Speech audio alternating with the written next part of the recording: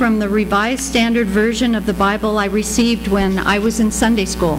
Yes, it's a very old Bible. This is from James chapter 2, verses 1 through 9 and 12 through 17. My brethren, show no partiality as you hold the faith of our Lord Jesus Christ, the Lord of glory.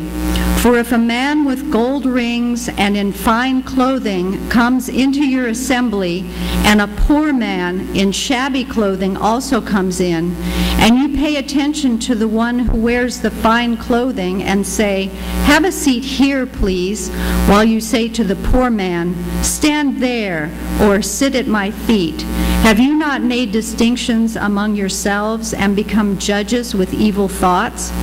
Listen, my brethren, my beloved brethren, has not God chosen those who are poor in the world to be rich in faith and heirs of the kingdom which he has promised to those who love him? But you have dishonored the poor man. Is it not the rich who oppress you? Is it not they who drag you into court? Is it not they who blaspheme that honorable name by which you are called? If you really fulfill the royal law according to the Scripture, you shall love your neighbor as yourself, you do well. But if you show partiality, you commit sin and are convicted by the law as transgressors. Verses 12 through 17. So speak and so act as those who are to be judged under the law of liberty. For judgment is without mercy to one who has shown no mercy. Yet mercy triumphs over judgment. What does it profit, my brethren, if a man says he has faith but has not works? Can his faith save him? If a brother or sister is ill-clad and in lack of daily food, and one of you says to them, "Go in peace, be warmed and filled," without giving them the things needed for the body, what does it profit?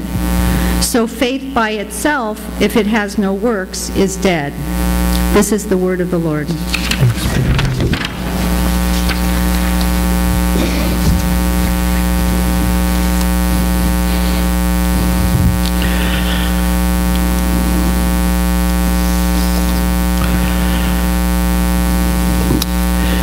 Amen. Thank you, Pat.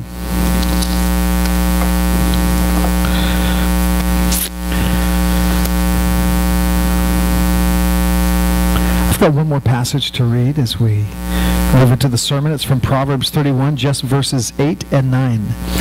It says, "Speak up for the people who have no voice, for the rights of all the down and outers.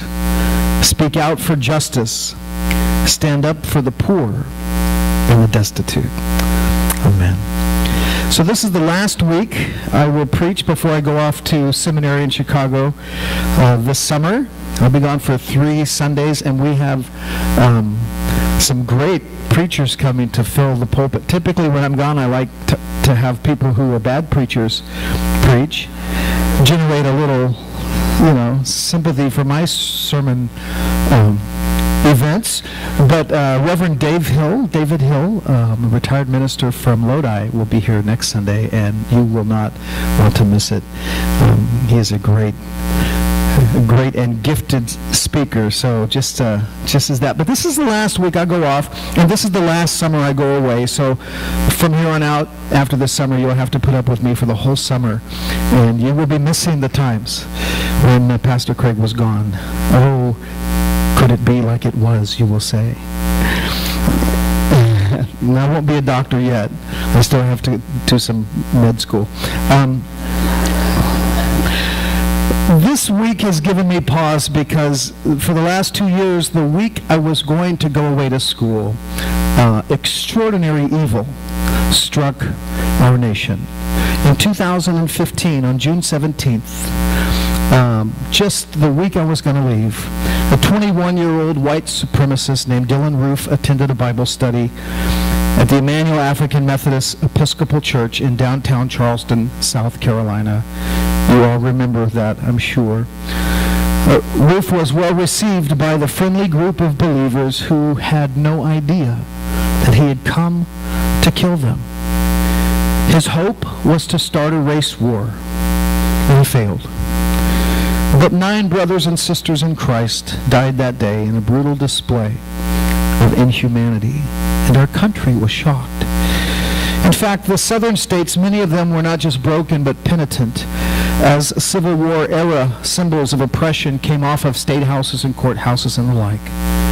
Their hearts too had been broken by this evil. I watched the memorial service for the pastor of that church, Reverend Pinckney, and was in tears as then President Barack Obama led the nation in the hymn, Amazing Grace. And that was 2015. This time last year, the week I was to leave for school on Sunday, June 12th, 2016, an evil man entered the Pulse nightclub in Orlando, Florida, and murdered 49 innocent people, wounding another 58 in what is called the worst mass shooting in our nation's history. This evil act of religious hate and intolerance was perpetrated against the LGBTQ community of Orlando. The nation knew it was not just a shooting. It was in fact a statement of hate against this particular community. And shortly after that tragedy, I knew I would be preaching this sermon on this day, so I got a whole year to prepare. And you can tell me if it made a difference or not later on.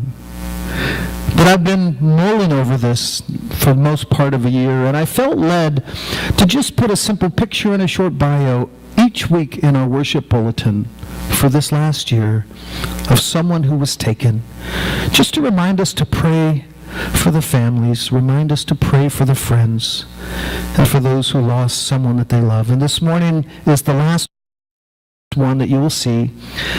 A young man named Jared Arthur Wright. As far as I know, we're not related. And I didn't choose his bio to be last. It just so happened, probably alphabetically. The bio in your bulletin says he was a great guy to work with. He was quiet, but really wonderful with guests. He did work at Disney World, and he always had a smile on his face. He had a tight group of friends, and after he graduated from Westminster Christian High School, he attended Florida International University. After working for a bit at Universal Studios, then he got employed at Disney. He went on that night of June 12th to the Pulse nightclub to be with a friend of his who was celebrating his 21st birthday. And both of them lost their lives that night. After a few months, his parents were able to speak with the media. They affirmed that Jerry, as they called him, was a wonderful son who called home every single day twice just to chat with Mom. She said he would dial and she would always answer the phone, Yankee Stadium, center field. And he would always respond, "What's the score?" Just a goofy thing that they did. They miss his calls. His parents said they were feeling hopeful because Jerry's sister was expecting. And whatever the child, male or female, they were going to call this child Jerry in his memory. Jerry's story that night is one of 49, all different, all the same. He could have been your brother, your uncle, your son, your friend, perhaps even a father. And the evil that touched that nightclub that evening is not finished touching the world. Just ask the residents of London, of Paris, of Tehran, and too many others to mention. The question this morning is, what do we do with this hate? How do we handle this loss? What can we learn? And when we have learned the lessons, where do we go from here? Where do we go from here? I was assigned this year to read a book titled, Where Do We Go From Here? Chaos or Community? It was written in 1967 by the Reverend Dr. Martin Luther King Jr., 1 year before he too was murdered. His work, this book, was written in a time when many in the black community were becoming deeply frustrated, angry that the promised changes they were promised by leadership in America were simply not being implemented. Laws were passed, but liberty seemed a far way off. Some in the black community were beginning to espouse the idea that perhaps what they needed to do was turn toward violence. Groups like the Black Panthers began to emerge. They thought violence would be more effective than just peaceful protest. And Dr. King wrote this book to say, no, that would be a big mistake. What was accomplished with peaceful protest can be accomplished again. What was accomplished with nonviolent protest to gain civil rights could be used again to gain human rights. And in his book, he wrote this. It's kind of a long quote, but he writes so well. He wrote, "For the vast majority of white Americans, the past decade, the first phase of the Civil Rights Revolution, had been a struggle to treat the Negro with a degree of decency, but not of equality.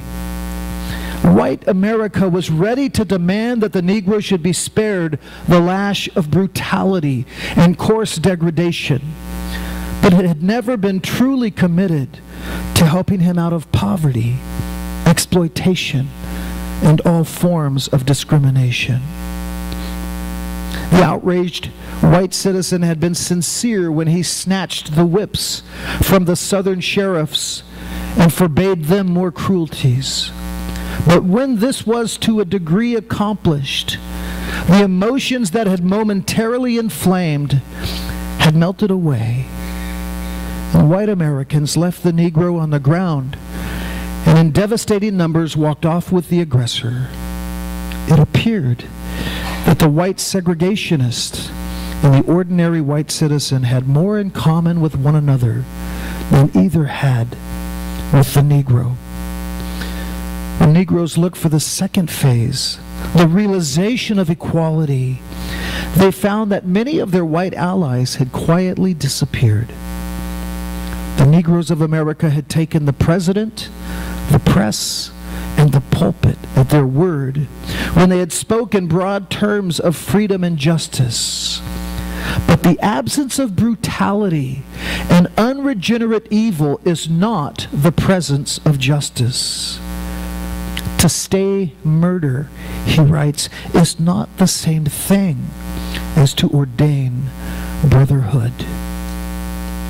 So while celebrating civil victory and civil rights, the human victory, the equality, the brotherhood seemed far off. And the black community in America was getting frustrated and angry. King said they felt like a man would feel if he had been incarcerated for many years. And it was discovered that he was not guilty, and so he was put out of prison, set out the doors of the prison, but he was given no change of clothes, no bus fare, no money for food, no compensation for life lost. Simply told, now you're free. And he asked, what greater injustice could society perpetrate? And today we can look back at the history of America in the last 50 years and know that Dr. King was right. What he said would happen has happened. What he said would not happen has not happened. And today on many fronts, while there are laws to protect civil rights, there is the need for part two, the brotherhood, the love needed to bring healing, wholeness, equality, and life. These things cannot be legislated, for they must come from the heart of people.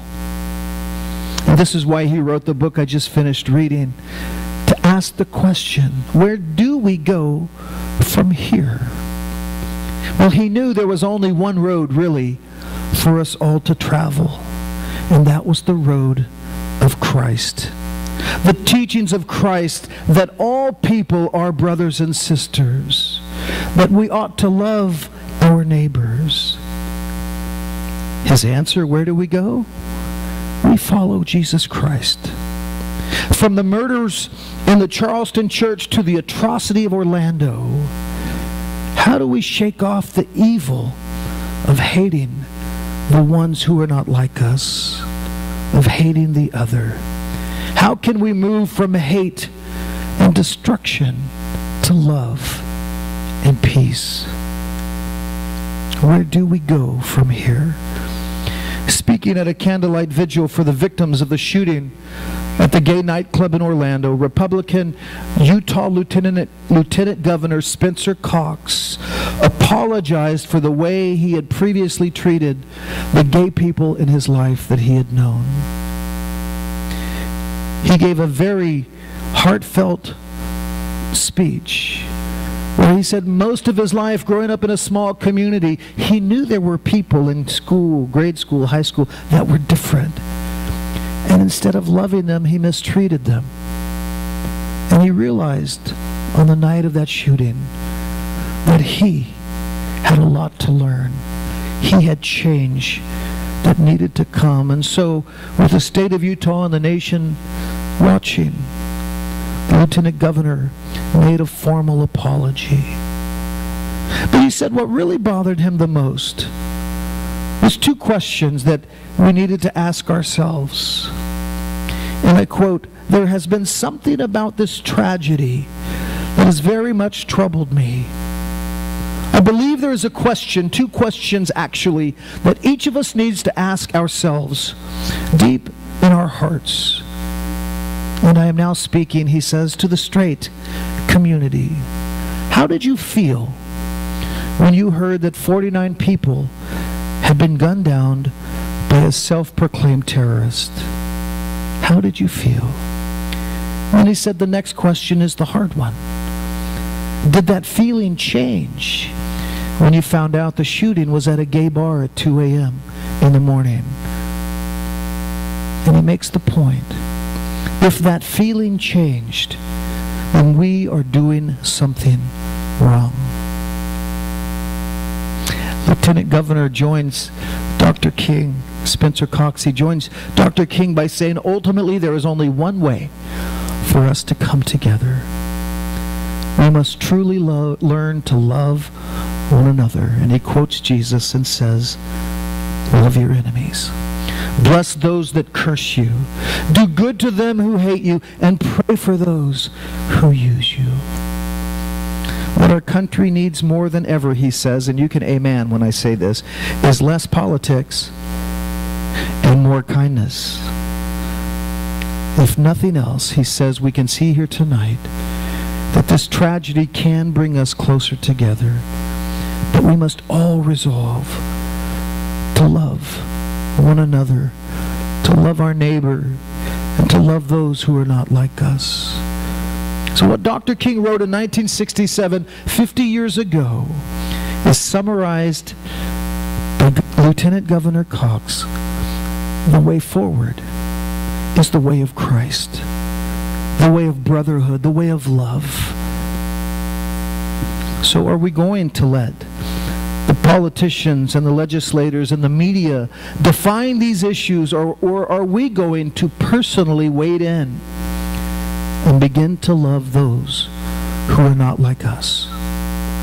Are we ever going to learn as a nation or a community or a church or as just followers of Christ to invite those who are not like us into our lives, into our churches, to gather with us at our tables? There are so many voices to hear. Voices of fear and of hate, of anger and of rage. But of all the voices we hear in our culture, how much, how often, how loudly are we hearing the voice of Christ calling us to love? I remember that news anchors used to end the nightly news by saying, good night and God bless. No, it's just good night. We could use the God part more than ever. My sermon this morning is not agenda-driven. It's not a discussion of Paul's theology or a treatment on whether or not the Peace USA should ordain gay clergy.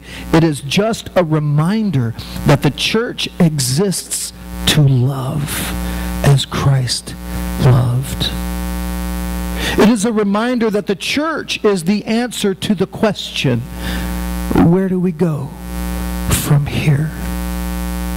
It is a reminder that we must open our hearts and our tables to those that are not like us, as God opened his heart to humanity and became flesh to dwell among us.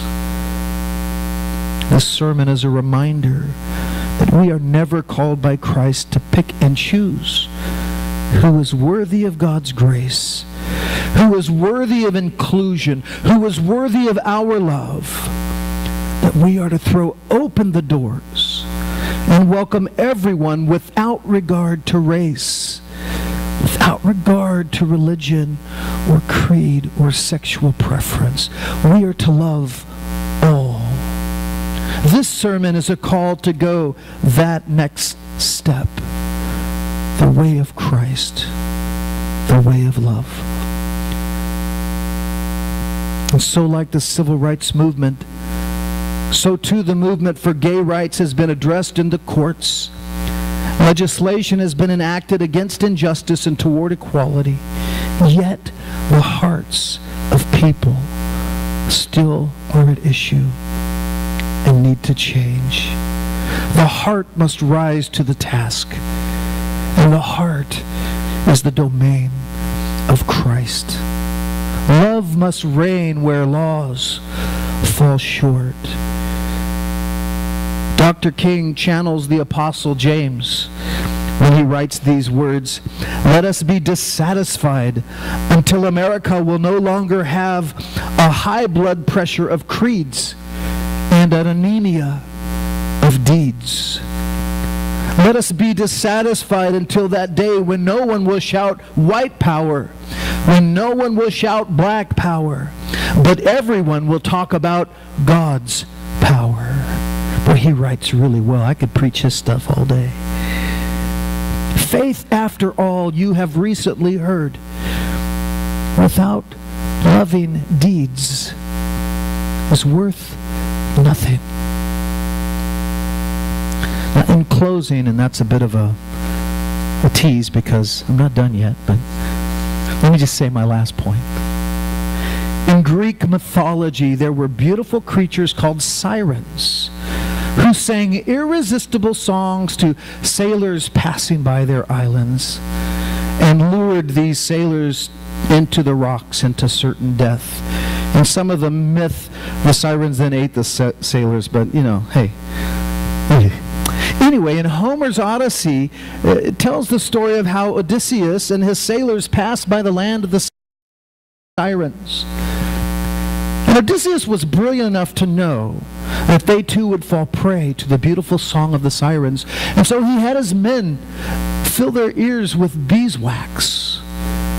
And he had them tie him to the mast of the ship, so that even if he heard the songs of the sirens, he could not free himself to aim the ship toward them and certain death. They survived in that portion of the Odyssey. I guess that's one way forward for the church. We can fill our ears with wax and lash ourselves to the cross, so we won't have to hear the siren songs around us. We can make the church our fortress and stay safe together, although I fail to see how we can show the love of Christ to our neighbor that way. So I'm going to go with the other mythology, the story of Jason and the Argonauts, who knew they too had to pass by the deadly waters of the sirens. And he had a different strategy for surviving the beautiful, deadly song.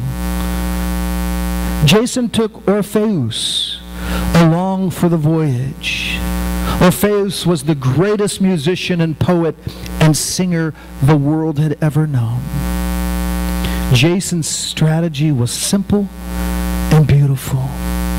when the ship sailed through the dangerous waters of the sirens, and the beautiful but deadly songs began to ring out, he would drown them out with an even more beautiful song.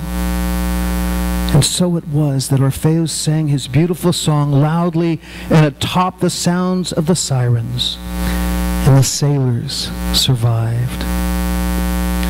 That is better than being lashed to the mast and having your ears filled with wax. That is the answer to what Dr. King is asking for. We must sing a better song. There are always attractive and beautiful voices calling us to paths that lead to destruction. The sirens in our age call us to what seems like sweet and irresistible songs that draw humanity down. But there is a sweet song, a song of hospitality, a song of love for neighbor, a song of love for the stranger that we can sing. The sweet song is not a song sung by someone in Greek mythology. It is a song that was sung to the world by a Jewish teacher who lived over 2,000 years ago. It is a song whose promise is not death, but life now and life eternal. The song of Christ is a beautiful, much more beautiful song to sing. Sadly, the siren call to which so many Christians succumb, one that always sounds beautiful, it always sounds good, it always sounds right, is often a song calling us to righteousness and holiness, to conformity and doctrinal purity. It is often a call to protect ourselves from the dirty and the stains of the world, a call to lash ourselves to the mast, to fill our ears with wax. And while all those sounds which sound sweet to our ears go on, history has shown that they ultimately divide and give us permission to exclude others. And we end up drowning in our own systems of righteous, religious separatism. No, the greatest song ever sung by the greatest singer that ever lived is the love song sung to humanity by God's own Son, calling the world to come to Him and live. That is the song we must sing. We must not listen to the siren songs of angry preachers. We must not listen to the siren songs of the popular media. We must not listen to the siren songs of politicians.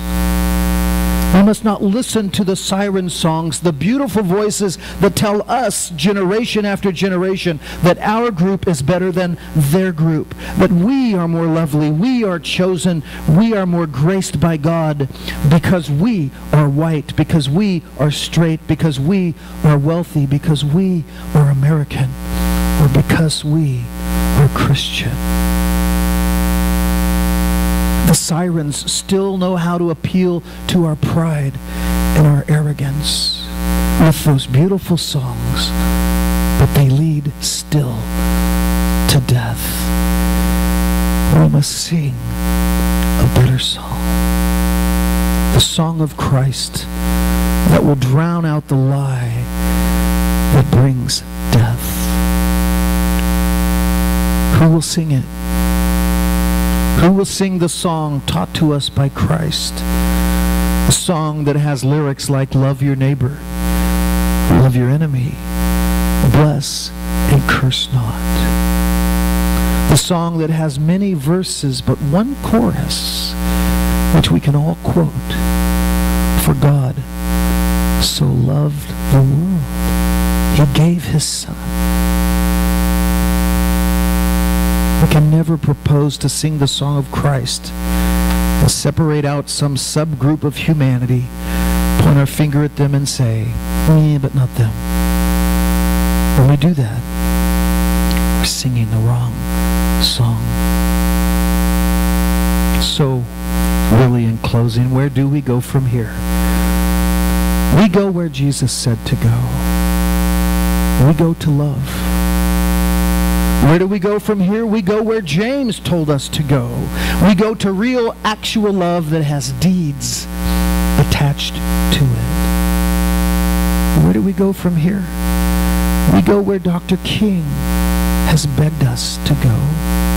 To move from mere freedom legislation to brotherhood and love. Where do we go from here? We go to where we can hear the countless voices of the LGBTQ people who are crying out, "Love me too. Make me a sister or a brother." Where do we go from here? We go the way of Christ, who said, "I am the way, I am the truth, and I am the life." If you want to go to the Father, you will follow Christ and His